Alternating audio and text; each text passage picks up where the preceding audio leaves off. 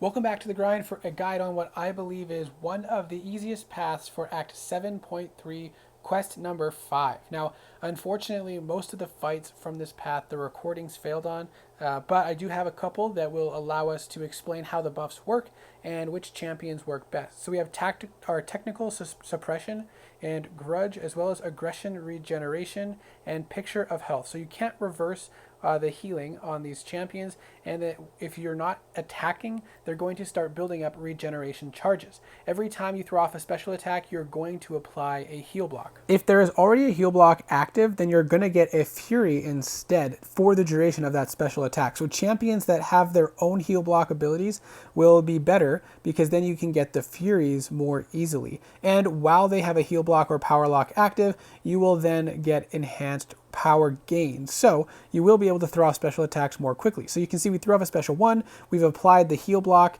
and now we have increased power gain from our attacks into the opponent. But the heal block only lasts a short duration, so you have to attack in as much as possible to get the most use out of it. And you can see if there is a delay in getting another combo against the opponent, then the aggression regeneration is going to start healing a significant amount unless you have a heal block active.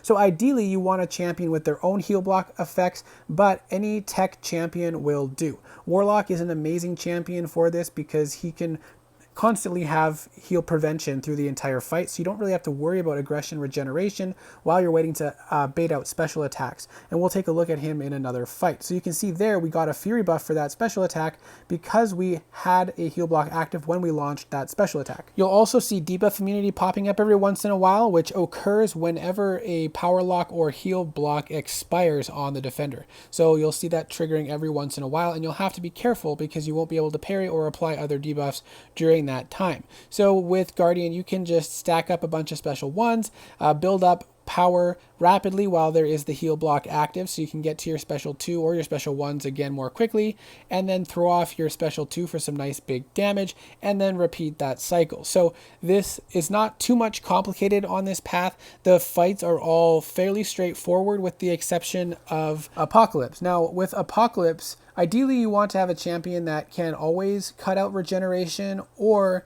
that is able to have their own heal blocks to apply. Now Apocalypse, the reason that I found him really annoying is because his special attack animations are so long. He can stack up a lot of those regenerations just during the animation, and you can see he's already ticking over 3,000 health by the time we ended up hitting him. So he can heal quite a bit, and if you're stuck trying to bait out special attacks for any length of time, the regen just gets ridiculous, especially by the time he finally throws that special attack, and he's healing over 4,000 to 5,000 health by the time you get back in and slowly work them off. So you want to try to use champions that can stack up heal blocks. Or Howard the Duck would be great for this if you cycled special ones. I don't remember what I was doing. I think I was trying to mess around with the nodes a little bit and just see how the timing was working. And so I held on to that special 3 for quite some time. But then when we finally throw off the special 3, we were able to get a good chunk of damage in with that heal block applied. And then we'll see that I kind of end up getting stuck waiting for him to throw a special attack again. So we're doing pretty good with the damage now with all those furies and after that special 3, but now we really need to bait out a special attack, and he's just holding on to it. And I ended up throwing off the special 1, hoping I could apply those heal blocks, but I ended up messing that up and it didn't work. So now we're finally able to get that special attack out. By the time the animation is done, he's healing over 5,000 a tick until we're able to work it all the way down, and he healed a ton of health back. So now we're going to start throwing some special 1s to try to get some heal blocks off, and it does work better. But again, the problem is when you have one of those heal blocks expired, he goes debuff immune and shrugs the rest off. So you ideally want a very long-lasting heal block, and we're going to see that again here. I threw off the special attack and got a heal block off, charged up a bunch of my own, but then while he was stunned, he went debuff immune, and it really messed me up. So that's where Warlock becomes so amazing for this path, because once you get up those 20 charges and get the infection going, he doesn't heal. So it doesn't matter if you're sitting there waiting to bait out a special attack. The regenerations are not actually healing him, so you don't have to worry. You can just kind of wait it out, finally bait it out, or wait until you can power drain. And that's another great perk about Warlock, is you don't have to wait to bait out special attacks if you throw off your power drain.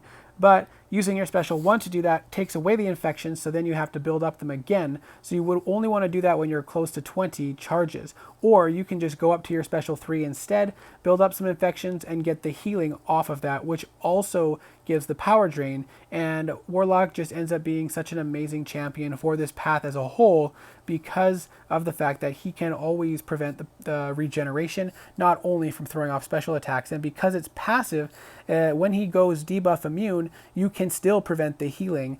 So he's an amazing champion for this path, and in particular for this Apocalypse fight, because there's some additional challenges that we've discussed that come along with fighting Apocalypse and his really long animations. So if you have a good solid tech roster, and especially if you have Warlock, this lane shouldn't be too difficult. Again, the main challenge I found was with Apocalypse, but you can still get it done, ideally with a champion that has access to their own really long heal block, or with Warlock, who can just apply the infection and prevent the healing altogether. Let me know what your thoughts are on this quest and what champions you used, and I hope to see you in the next video.